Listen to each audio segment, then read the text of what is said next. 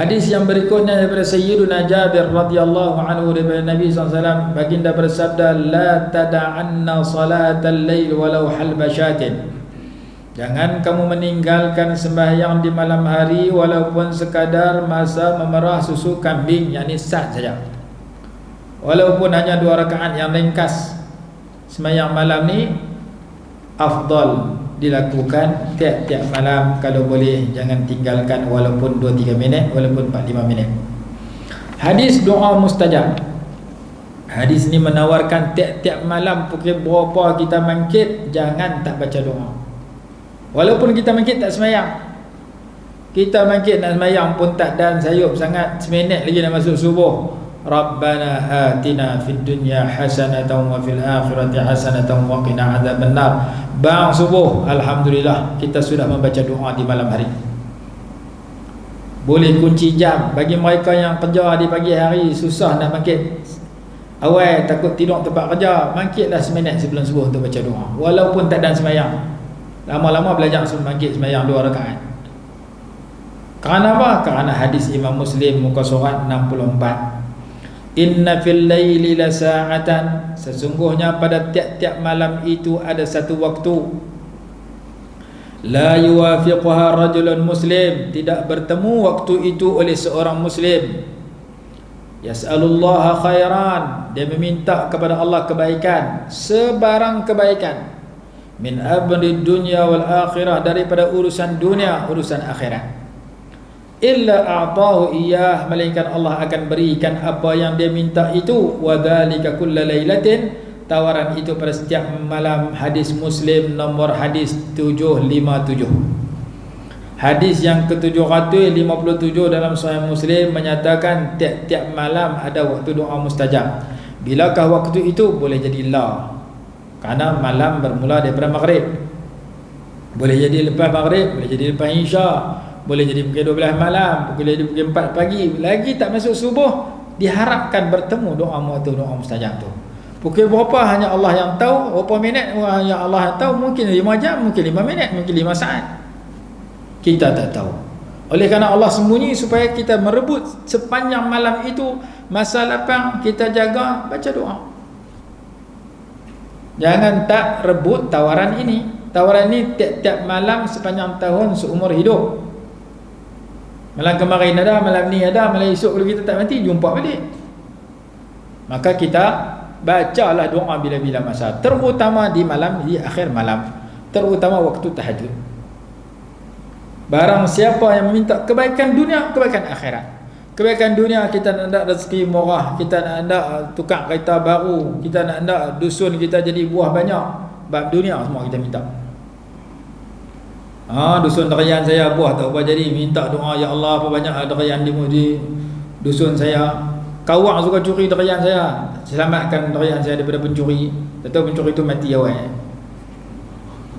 Pasal kita doa tu tahajud. Perkara dunia boleh minta waktu tu, perkara akhirat boleh minta juga. Minta dua-dua.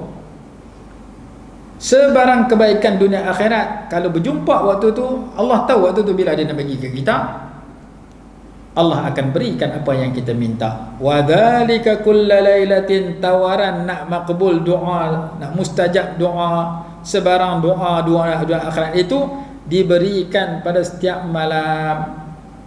Jadi ulama kata doa mustajab ni ada tiap-tiap malam. Kalau siang, siang hari Jumaat. Hari Jumaat siang dan malam, siang ada waktu doa mustajab, malam ada waktu doa mustajab. Siang bila ada lebih kurang 40 pendapat dalam menentukan waktu doa mustajab pada hari Jumaat. Antara lain ulama kata antara duduknya imam di atas mimbar sehingga selesai sembahyang Jumaat. Maka kita doa antara 2 khutbah Jumaat. Diharapkan doa mustajab pada ketika itu. Ada pendapat kata lepas asar sampai maghrib. Yang penting pendapat yang menyatakan doa mustajab hari Jumaat ni lebih kurang 40 pendapat dalam kitab syarah Sahih Bukhari, sama ada Fathul Bari atau Umdatul Qari atau lain, atau Irsyadus Sari, disebutkan tentang pendapat-pendapat tersebut. Jadi pada waktu kita pergi sembahyang Jumaat, ketika khatib baca khutbah, kita dengar, jangan duk berzikir, jangan duk berlena. Tu tak payah ustaz. Hang kata kat kami jangan lena, hang pun lena juga. terlena macam mana. Tapi kalau tiap-tiap minggu lena tu bukan ter dah. Ada satu masjid saya pergi semayang, dia bising sekerat masjid belah belakang tu, macam merkit ikan. Budak-budak muda, dia main game lah, dia buat usrah, buat bulat, dia bersembang lah apa semua. Pasal apa? Jadi kebiasaan. Waktu lain tak boleh jumpa, time semayang Jumaat nak jumpa, hingat sekerat masjid. Hak depan tak hingat, tapi lena sekerat masjid. Sama naik hak belakang ke depan.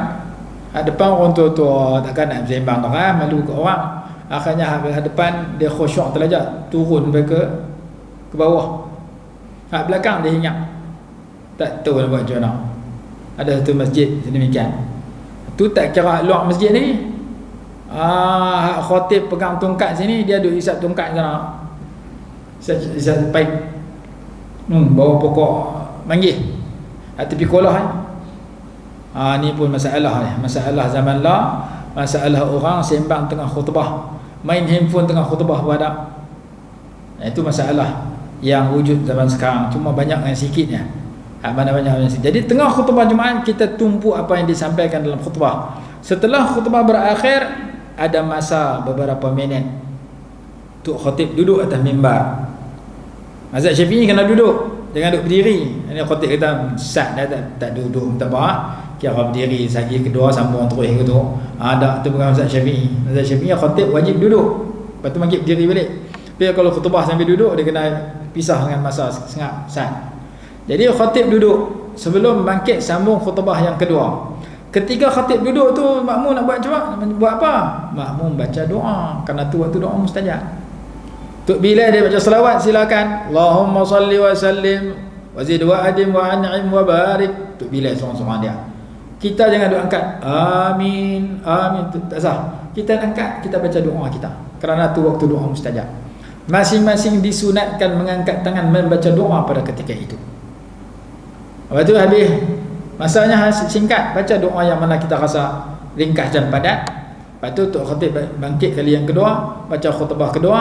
Lepas tu dia baca doa pula dah. Allahumma ghfir lil muslimina wal muslimat. Kita nak buat macam mana?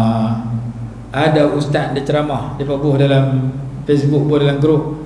Tak boleh duk baca amin, tak boleh duk baca doa, tak boleh duk angkat, kerana tidak angkat sembang dalam khutbah. Dalam kebanyakan ulama dalam 4 mazhab membicarakan yang tu bukan bersembang, yang tu menuntut melakukan tuntutan imam. Imam baca doa, kita amin. Macam kita sembahyang subuh, imam baca Allahumma hdini fiman, Allahumma hdina fiman hadait, kita amin. Betul tak sembahyang subuh? Tak, kerana kita buat sama dengan tu imam. Kita mengaminkan doa tu imam. Kalau dalam doa qunut kita boleh baca amin, kita boleh angkat tangan. Maka dengar dalam khutbah Jumaat lagi-lagi boleh, kerana dia bukan sembahyang lagi, dia dalam khutbah yang mengganti sembahyang. Maka dalam kitab ulama kita, di antaranya I'anatul Talibin dan sebagainya, disunatkan makmum mengangkat tangan. Fatwa Futaniyah pun ada, Mujallimi ala Fatwa Wahab kalau tak silap ada juga. Angkat tangan mengaminkan doa tu imam, cuma digalakkan amin secara perlahan. Allahumma ighfir lil muslimin wal muslimat, amin, wal mu'minin wal mu'minat, amin, Allahumma salli ala amin. Tu tak ada dengar dia amin mentokah satu masjid, tak ada. Kalau ada pun dia taklah sampai peringkat seperti mana yang dikatakan amin pun tak boleh baca. Dekah pelan tak kira. Jadi dalam I'anah At-Talibin kata baca amin disunatkan, tetapi perlahan, tak perlu dekah-dekah.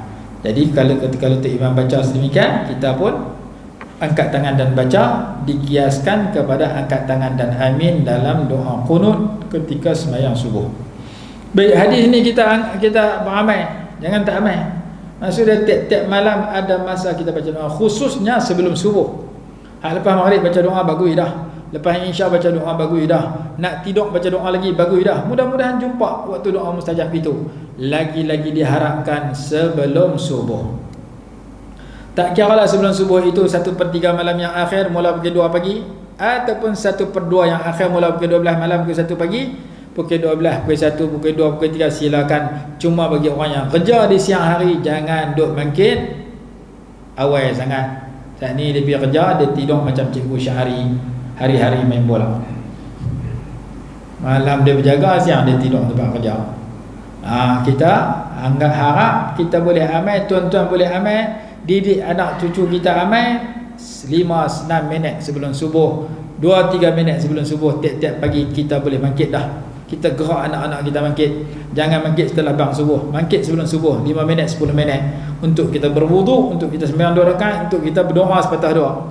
Amalkan supaya kita harap tawaran dalam hadis ni dapat kat kita. Jadi tiap-tiap malam ada waktu doa mustajab. Kalau siang waktu doa mustajab hari Jumaat, 6 hari lagi tak seperti mana hari Jumaat. Tang malam diberikan. Sebab itu Isra' Mi'raj berlaku pada waktu malam.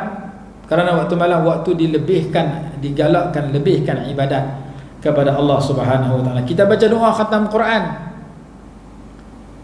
Waj'alhu lana imaman warzuqna tilawatahu ana al-laili wa atrafan nahar.